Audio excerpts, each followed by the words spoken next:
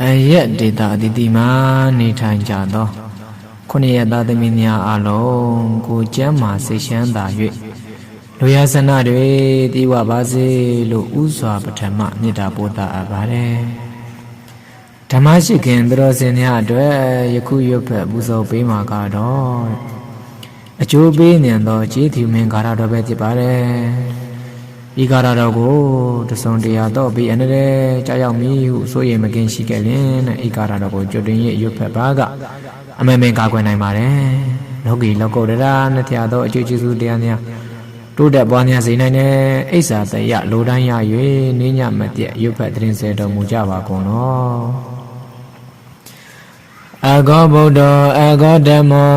အဂောတံကောအနုတ္တရောအဂောမေဝိဘာဂောတုယံယံအိဇံသမိဇတုဗုဒ္ဓ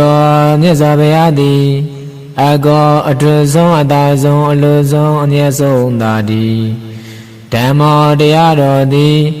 အဂောအထွတ်ဆုံးအသာဆုံးအလွန်ဆုံးအမြတ်ဆုံးသာတိသံဃောသံဃာတော်သည်အနုတ္တရောအတုမရှိအဂောအထွတ်ဆုံးအသာဆုံးအလွန်ဆုံးအမြတ်ဆုံးသာတိမေယရဏမြတ်သောအမြတ်ဆုံးကိုလုံးလုံးကြည်ညိုမိကိုအားသာဘုရားတပည့်တော်မများအားအကောအမြတ်ဆုံးအသာဆုံးအထူးကျွန်းဆုံးဖြစ်သောဝိပါကောကောင်းသောတွေကျက်တရေမင်္ဂလာအပြားတရားသည်ဟောတုမုတ်ရှမသွေဖြစ်ပါစေတည်း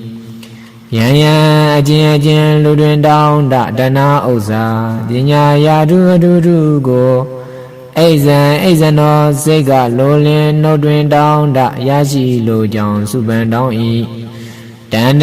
ထိုတောင်းတသမျှရာသည်သမိဇတုဘုရားလည်းမနလည်းမ၏ခဏမသွေပြည့်စုံနိုင်ပါစေတည်း